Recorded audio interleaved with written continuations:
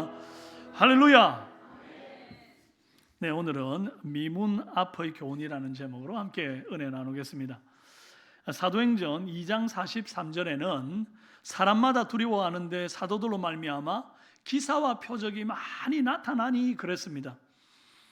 그 민간에 나타난 많은 기사와 표적 가운데 이 첫 번째 사건으로 기록된 것이 바로 예수님 승천하고 없는데도 제자들이 이 미문 앞에 안진뱅이를 일으킨 사건입니다.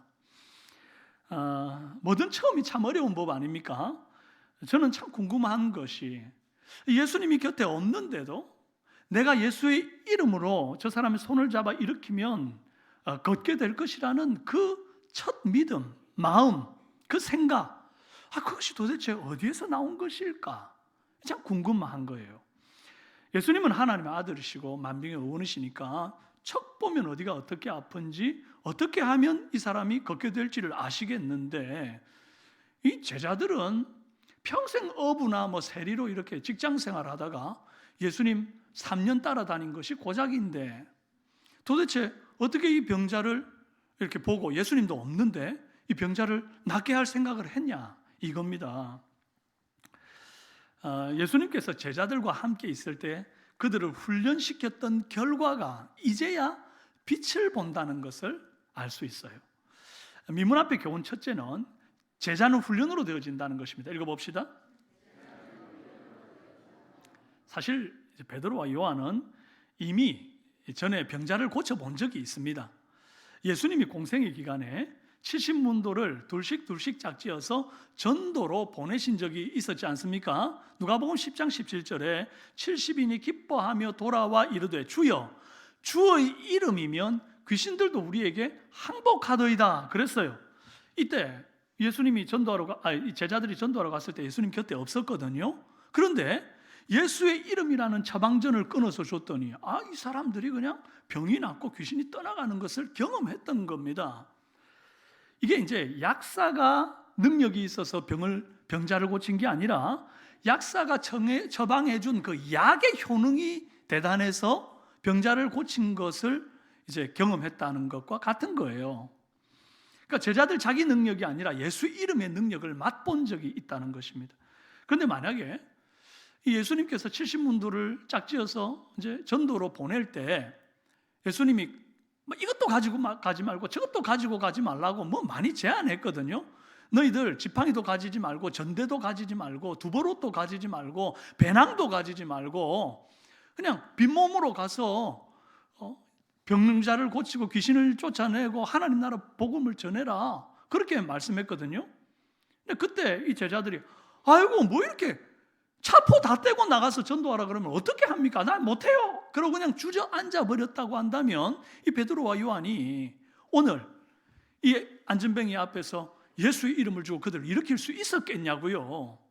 그들이 예수님의 말씀에 무조건 순종하고 일단 나가서 전하라 하니까, 훈련하시니까 아무것도 가진 것 없이 딱 나와가지고 예수의 이름으로 병자를 고쳐본 그 경험이 오늘 예수님 곁에 없는데 이 안진뱅이를 일으키는데 일조하게 된 것이라는 것입니다. 여러분, 훈련 때 흘린 땀 한 방울이 전시에 흘릴 피 한 방울과 같다는 그런 말이 있습니다. 여러분, 우리가 그래서 훈련 받을 때 열심히 잘 받아야 됩니다. 지금 제자 훈련을 받든 혹은 섬김과 봉사와 헌신과 인내 훈련을 받든 우리가 어떤 훈련에 있든지 간에 그 훈련을 최선을 다해서 잘 받으시는 저와 여러분 되시기를 바랍니다. 그런데 훈련이 참 좋은 것이지만 이 훈련만 평생 받다가 끝나는 분이 계세요. 어떤 분은 훈련만 30년째 받는 분이 있습니다. 나는 아직도 뭘 모르겠대요. 더 배워야 된대요. 더 성장하고 배워서 나중에 복음도 전하고 나중에 이렇게 영혼 구원 한번 해보겠대요. 여러분, 언제 한다는 겁니까? 베드로는 3년 뒤에, 예수님 따른 3년 뒤에 이제 병자도 예수의 이름으로 고치고 그들을 위해서 기도하고 또 능력 있게 말씀을 전해서 영혼 구원에 쓰임 받았단 말입니다.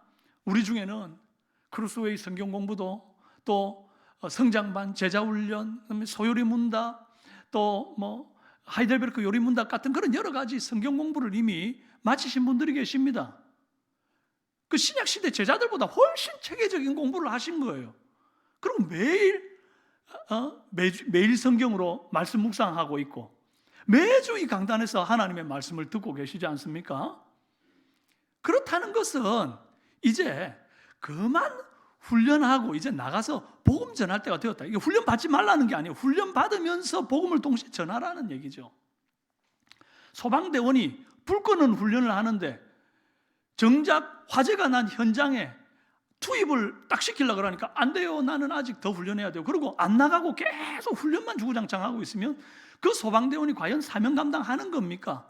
안 되는 것 아닙니까? 그죠? 그러니까 훈련을 받는 목적은 실전에 쓰기 위함이란 말이죠. 그리고 소방대원이 아무리 훈련을 많이 했어도 실전에 참가해서 정말 불을 끄고 영혼을 살려보면 그 과정에서 배우는 게 더 많단 말입니다. 그냥 그 딱 훈련장에서 배우는 것보다 실전에서 배우는 것이 훨씬 더 많은 법이에요. 여러분, 이제 저와 여러분이 예수 믿은 지 3년 이상 됐으면 이제 주저 말고 나가서 복음도 전해야 되고 예수님의 이름으로, 예수님의 사랑으로 먼저 손 내밀어서 일으켜줘야 된단 말이에요. 아니 그 서당계도 3년이면 풍어를 얻는다는데 이제 신앙생활 3년 했으면 이제 예수님은 적어도 이 신구약의 예수님을 좀 요약해서 전할 수 있어야 되는 것 아닙니까? 내가 그러는 게 좀 부족하다 싶은 분들은요, 다시 한번 제자훈련 딱 받으시고는 이제 더 이상 주저 말고 복음 전하시는 현장으로 나가시기를 바랍니다. 아니 지금도 충분합니다. 족하십니다. 할렐루야. 영혼을 위해 씨름하는 사역의 현장에서 손 내밀 때 성령께서 여러분을 붙들어서 여러분에게 할 말을 주실 줄로 믿습니다. 자, 둘째로 미문 앞에 교훈 둘째, 주님께 시선을 맞추는 훈련이 필요합니다. 읽어봅시다. 미문 앞에 앉은 안진뱅이를 치유하는 과정을 잘 살펴보면 시선과 시선이 여러 번 마주치는 것을 볼 수 있습니다. 만약 이 3절에 그가 베드로와 요한이 성전에 들어가려 함을 보고 구걸하거늘 그랬잖아요. 만약에 이 안진뱅이 거지가 이 한눈을 팔고 있었다고 생각해 보십시오. 뭐 주면 주고 말면 말고 그러면서 땅만 쳐다보고 있거나 뭐 졸거나 그러면서 구걸을 열심히 안 했다고 한다면 어떻게 그가 지금 이렇게 회복되고 일어나서 걷는 역사가 일어났겠습니까? 지나가는 한 사람 한 사람 일일이 면면을 보면서 간절하게 구걸하는 중에 이제 열심히 보면서 구걸하는 중에 베드로와 요한이 그를 봅니다. 4절에 베드로가 요한과 더불어 주목하여 이르되 우리를 보라 하니, 여기 주목했다는 영어식 표현이 Peter looked straight at him 그래요. 베드로가 이제 구걸하는 안진뱅이를 보는데, 주목해서 보는데 이게 그냥 삐딱하게 커브로 보는 거 아니고 위아래로 훑으면서 그냥 이렇게 너클로 혹은 뭐 체인지업으로 보는 게 아니고요.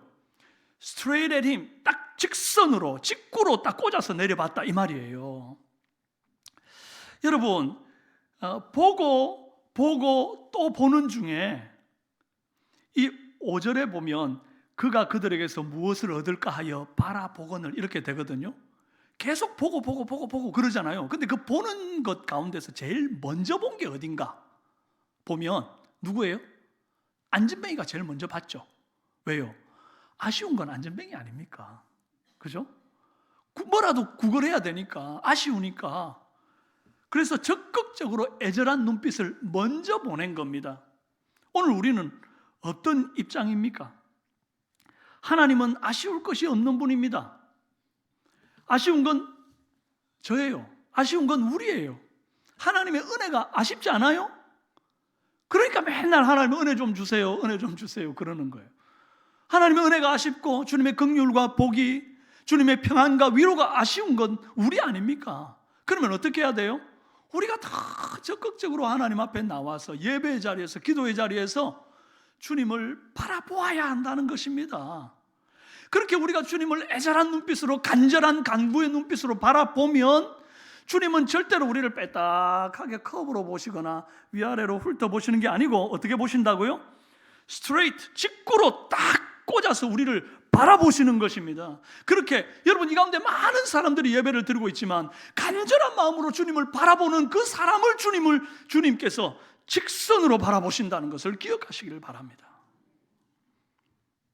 오늘 우리 주님과 눈빛이 맞아가지고 스파크가 파바박 튀고 막 역사가 일어나는 그런 이 주일 되기를 주님의 이름으로 축원합니다.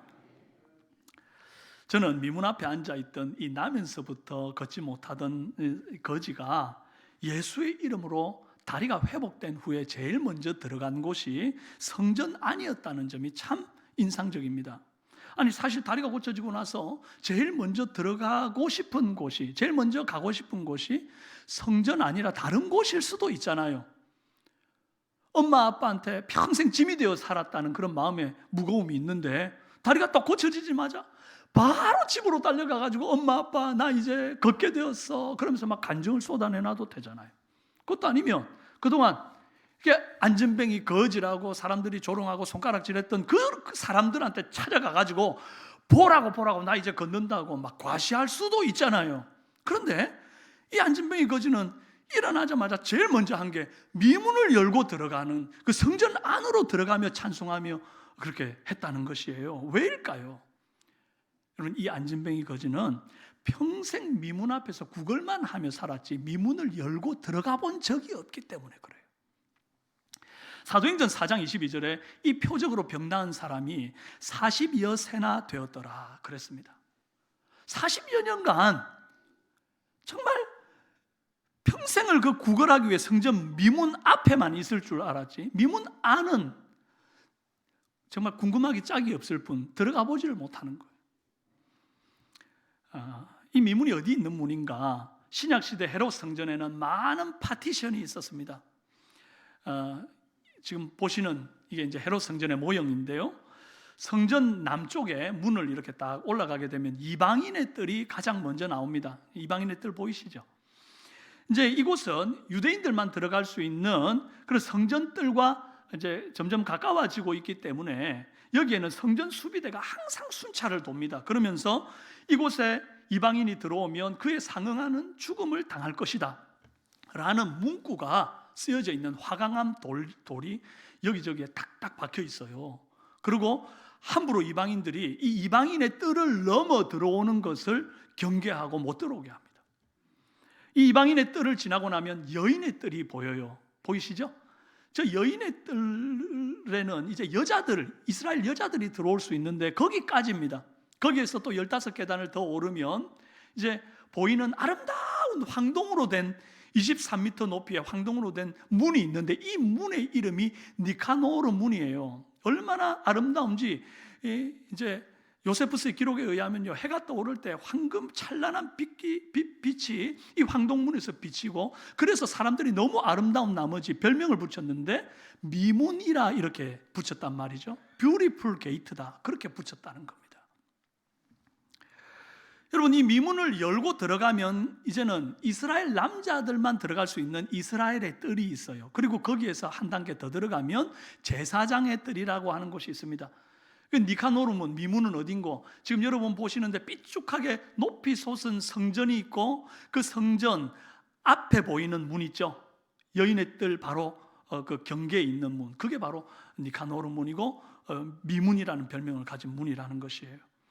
이 미문을 열고 들어가면 거기가 거룩한 곳이고 하나님의 임재가 있는 곳이기 때문에 이제 이스라엘 남자라 할지라도 장애인이나 혹은 정결하지 못한 자는 거기를 들어갈 수 없었어요.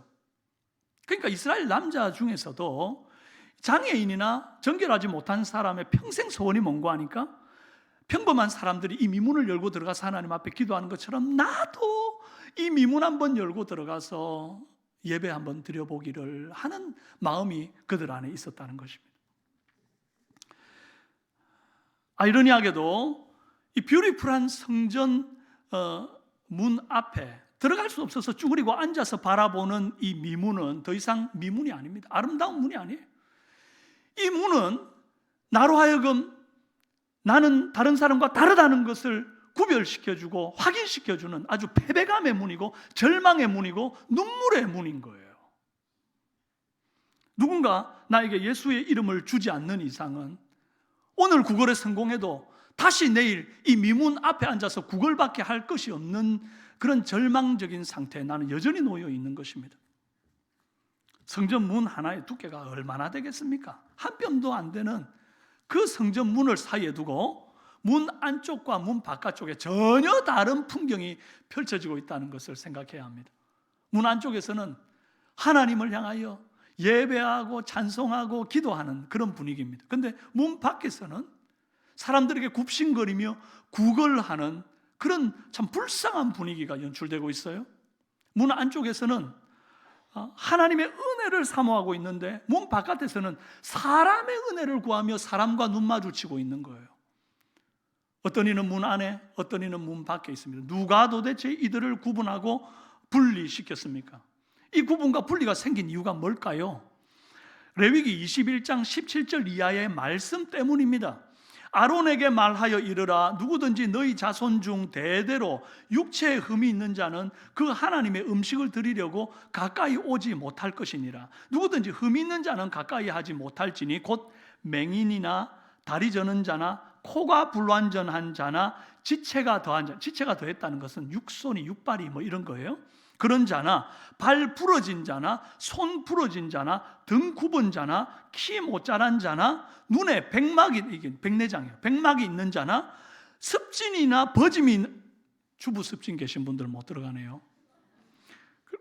고환 상한 자는 휘장 안에 들어가지 못할 것이요 제단에 가까이 하지 못할지니 이는 그가 흠이 있음이니라 그랬습니다. 이 말씀 때문에 신약시대 장애인들은 미문을 열고 들어갈 수가 없었던 겁니다. 그런데 이 말씀은 여러분 잘 보면 일반인을 대상으로 한 말씀이 아닌 것을 알 수 있습니다.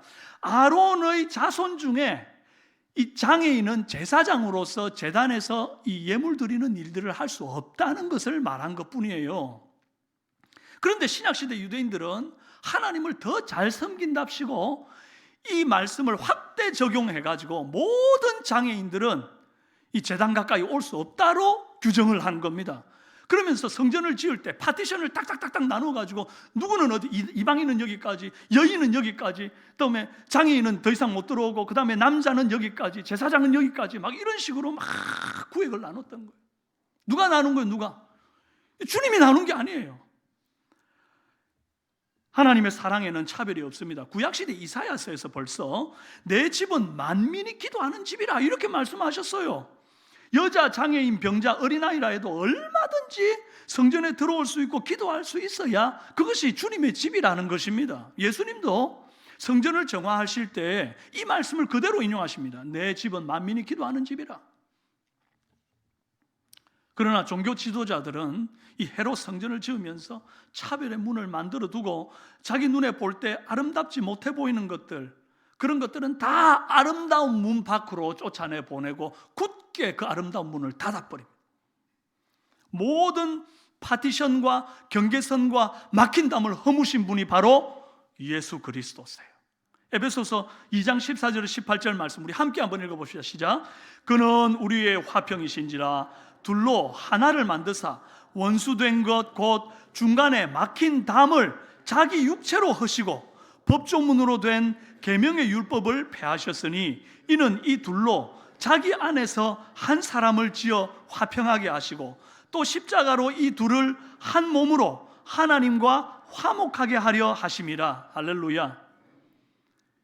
이방인인 우리가 주님께 용납되어서 이렇게 예배 전으로 나올 수 있게 된 것도 이 하나님의 은혜, 예수 그리스도의 십자가 은혜 때문인 줄로 믿습니다. 그러므로 미문 앞에 교훈 세 번째는 교회 안과 밖의 삶을 일치시키는 훈련이 필요하다는 것입니다. 읽어봅시다. 예수님은 땅에서 공생애를 사실 때에 장애인, 가난한 자, 소외된 자, 세리와 죄인들 찾아다니셨습니다. 그래서 죄인과 세리의 친구라는 별명까지 얻으셨고요, 그들과 함께 먹고 마시고 함께 울며 웃었습니다. 그런데 신약시대 사람들은 성전문을 뷰티풀하게 지어놓고는 약한 사람들 못 들어오게 법조문을 딱딱 벽에다가 굳게 막 새겨가지고 박아놓고는 문을 닫아버립니다. 그러나 오늘 말씀을 보면 하나님의 치유의 역사는 성전 안에서 일어난 게 아니라 성전 문 밖에서 일어났어요.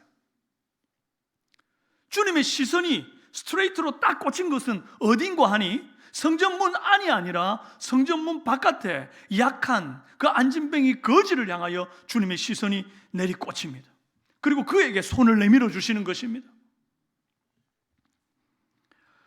우리는 빨리 착각해서 깨어나야 합니다. 하나님은 교회의 아름다운 문 안에 갇혀 계신 분이 아니세요. 교회 바깥도 하나님의 성전입니다. 믿으십니까? 이사야 66장 1절에 여호와께서 이같이 말씀하시되 하늘은 나의 보좌요 땅은 나의 발등상이니 너희가 나를 위하여 무슨 집을 지을꼬? 그리 말씀하셨다고요. 온 천지가 하나님의 성전입니다. 그러니 교회 밖에서의 삶과 교회 안에서의 삶이 분리되었다고 한다면, 다르다고 한다면 우리는 거짓말쟁이입니다. 하나님이 그 사람의 예배를 받지 않으실 것입니다. 삼성교회 성도 여러분, 주님의 마음으로 교회 문 밖의 삶을 살아내시기를 바랍니다. 주님의 마음으로 이 베드로와 요한이 먼저 이 안진뱅이 거지에게 손 내민 것처럼 여러분의 손을 먼저 내밀어 주시기를 주님의 이름으로 축원합니다. 마지막으로 생각해 볼 질문은 이 안진뱅이 거지가 은혜 받았어야 할 이유가 있는가 하는 질문입니다. 성경 어디를 봐도 은혜 받을 만한 딱히 이유가 없어요. 착한 일을 좀 했다든지 아니면 예배를 열심히 드렸다든지 아니면 성경 말씀을 묵상했다든지 이런 어떤 기록이 없단 말이에요. 유일하게 찾아볼 수 있는 것이 한 가지 있다면 하나님의 성전 문 앞에서 구걸을 했다는 이유 때문에 보너스를 받았다는 겁니다. 저는 이거 참 중요하다고 생각합니다. 오늘 우리가 미문 앞에서 배워야 할 마지막 교훈입니다. 네 번째, 놀더라도 교회에서 놀아라. 읽어봅시다. 방금까지 훈련 무슨 훈련 이러니까 교회 오면 훈련해야 되는 것 같다 이러는데 훈련 도무지 못 받으시겠으면 놀기라도 잘 해야 되는데 놀 때 교회에서 놀아라는 거예요. 이거 정말 중요한 가치입니다. 교회 다니는 사람들은 두 종류입니다.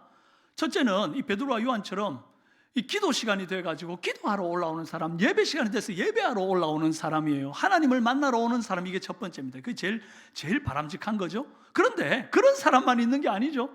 이 성전 미문 앞에 앉은 안진뱅이처럼 구걸하러 오는 전혀 다른 목적으로 오는 사람이 있다고요. 그런데 다른 목적으로 왔다가 은혜를 경험하고 찬미하며 들어가잖아요. 여러분, 이 교회 안에는 많은 청년들이 연애하려고 옵니다. 또 결혼 정년기가 되면 배우자 만나려고 오는 사람들이 있어요.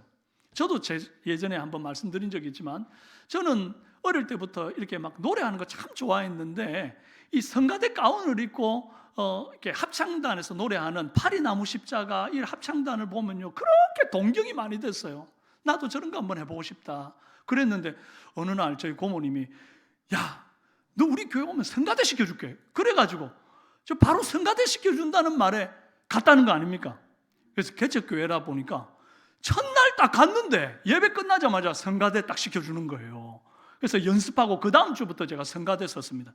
그래서 저는 제가 잘해가지고 스카우트인 줄 알았어요. 알고 보니까 내 영혼을 불쌍히 여겨가지고 전도 차원에서 저를 그 자리에 앉혀준 거예요. 그래서 저는요 이 성가대는 그런 곳이 되어도 좋다는 생각을 하는 사람입니다. 늘 그때 저를 성가대 아무나 오는 거 아니야. 한 1년은 빡세게 신앙생활 열심히 하는 거 확증되면 네가 세례받고 열심히 신앙생활 예수 그리스도를 믿음으로 고백하고 인격적으로 영접하면 그때 성가대 하자 이랬으면 아마 저는 근처도 안 갔을 겁니다. 그래서 참 그때 저는 그런 목적으로 말도 안 되는 목적으로 나왔다가 은혜 받은 사람이고 목사가 된 사람. 근데 저만 그런 게 아니더라고요. 제 은사 목사님, 제 멘토 목사님은요 축구를 엄청 좋아했는데 축구할 데가 없더라는 거예요. 근데 교회 축구팀이 있어가지고 한더가 축구하자 그래가지고 이 목사님을 부른 거예요. 그 청년 때 축구하려고 교회 나갔다가 거기서 은혜 받아가지고 목사가 되고 저의 멘토 목사님이 되셨습니다. 여러분 다들 이렇게 시작하는 거 아닙니까? 물론 모태신앙으로 신앙하신 분들은 사실 처음부터 내가 인격적으로 예수님 믿고 나온 거예요? 그냥 엄마 아빠 따라서 쫄래쫄래 나온 거죠. 친구 따라 강남 가듯이 그렇게 나온 것 아닙니까? 오늘 어린이 주일인데 이 어린이들이 다 인격적으로 주님을 만난 것은 아닐 것입니다. 그 중에 몇몇은 인격적으로 주님 만난 아이들도 있겠지만 그렇지 않은 아이들도 있다고. 털레 놀러 나왔다가 그냥 은혜 받고 주님을 영접하게 되는 거죠. 여러분, 저는 이런 일들이 교회 안에서 일어나야 한다고 생각합니다. 만약에 안진뱅이가 이 로마인들이 섬기던 아데미 여신의 신전 앞에서 구걸하고 있었다면 이 사람 고침받을 수 있었을까요?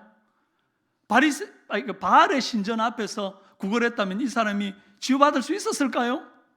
턱도 없는 일이죠. 저는 여러분들이 점쟁이 집 문 앞에서 놀지 않기를 바랍니다.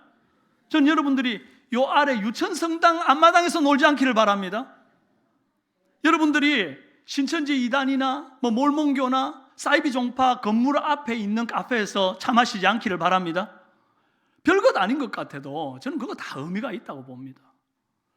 놀아도 교회에서 노십시오. 그러시라고 4층에 카페 만들어 놓은 것 아닙니까? 물론 사이즈가 작아가지고 참 좀 아쉽기는 합니다만 없는 것보다는 얼마나 낫습니까? 근데 여러분, 어릴 때 주일학교에서 이렇게 언니 오빠들하고 막 놀던 그 추억이 계속 이어지다가 결국 계속 교회를 다니고 예수님을 영접하는 기회를 얻는 사람들이 너무너무 많습니다. 저도 그런 사람 중에 하나고요. 저는 그래서 여러분 정말 기도하고 있습니다. 우리 삼성교회 G2G 비전 센터가 속히 마련되어 가지고 주일에 아이들이 교회 와가지고 마음껏 그 키즈랜드에서 좀 뛰어노는 날을 꿈꿔봅니다. 지금은요, 우리 애들 예배 드리고 난 다음에 갈 데가 없어가지고 편의점에 내려가서 논대요. 마음이 아파요. 그래서 하나님, 속히 하나님 G2G 비전 센터를 주옵소서. 또 우리 노년 세대들 이렇게 좀 교회가 거리가 좀 멀다 보니까 자주 또 못 오는 그런 경향이 있고 또 너무 심심하고 그러니까 근처에 있는 경로당, 노인정, 어른이 놀이터 이런 데 가잖아요. 그럼 거기 가면 술 먹고 담배 피고 화투 치는 그런 사람들 때문에 분위기가 쑥쑥합니다. 그런 데 가는 것보다는 그래도 교회 G2G 비전 센터가 딱 거기에 이제 노년 세대를 위한 이런 복지기가 딱 준비되어 있으면요, 여러분 교회 와가지고 참 차도 한잔하고 안마기에서 참 시원하게 안마도 하고 찬송 듣고 성도의 교제를 나누고 정말 집에 가기가 막 싫어. 이런 역사가 일어나야 할 줄로 믿습니다. 참 감사하게도 이미 땅은 샀잖아요. 저는 매주 한 번 이상 꼭 저기를 올라가지고 땅 밟기 기도를 합니다. 여러분도 이제 마음이 동하실 때 한 번씩 올라가서 땅 밟기 기도하십시오. 연세 많으신 분은 올라가다 넘어지면 안 되니까 밖에서 기도하셔도 됩니다. 여러분, 교회 앞에서 놀면 예수님 이름 받을 기회가 있습니다. 할렐루야. 베드로와 요한이 준 것은 금도 아니었고 예수 이름이었습니다. 이 안진뱅이는 평생 은과 금을 구걸했습니다. 그래서 구걸에 성공한 날이 있을지라도, 오늘 성공했을지라도 내일 다시 그 구걸했던 절망의 자리에 또 나와 앉아서 구걸해야 됐습니다. 그런데 이제 드디어 베드로와 요한이 전해준 예수의 이름을 받아드니까 그 이름으로 일어나서 자기 손으로 미문을 열어 젖히고 걷고 뛰며 들어가서 하나님을 찬송하는 매력적인 사람으로 변하더라는 거예요. 여러분 주위를 한번 돌아보십시오. 여러분들이 이렇게 교회에서 놀다 보니까 매력적인 동역자들을 만난 것 아닙니까? 한번 쳐다보십시오. 복입니다, 복. 이렇게 교회에서 놀다가 눈 맞아갖고 결혼한 분들도 계시잖아요. 얼마나 복이에요. 일평생 동역자를 또 반쪽을 찾는 거. 저는 이거 귀한 일이라고 봅니다. 저는 우리 청년들이 믿음의 배우자를 찾을 때 멀리서 찾지 않기를 바랍니다. 우리 교회 안에서 검증된 사람들을 찾으십시오. 놀 때 뺀질뺀질하고 교회 안 오고 말이죠. 밖에서 막 할 때는 사라지고 이런 사람들 말고 놀아도 교회에서 노는 사람들 잘 주목하여 보고 있다가 그런 사람들과 교제하고 믿음의 가정 세우면 아름다울 줄 믿습니다. 받아합시다. 앞으로도 쭉 교회에서 놀겠습니다. 이거 중요한 거예요. 중요한 거. 사랑하는 여러분, 미문 앞에서 일어난 기적 사건은 성도들에게 많은 교훈을 줍니다. 제자는 훈련으로 되어진다 했습니다. 예수 이름으로 누군가를 위해 손 내밀어 주었던 그때 미숙했던 때의 그 훈련이 오늘 빛을 발해서 영혼을 구원하는 쓰임을 받는 줄로 믿습니다. 지금 여러분 어떤 훈련을 받든 기쁨으로 최선을 다해서 훈련 받으시기를 바랍니다. 주님께 시선을 맞추는 훈련이 필요하다 했습니다.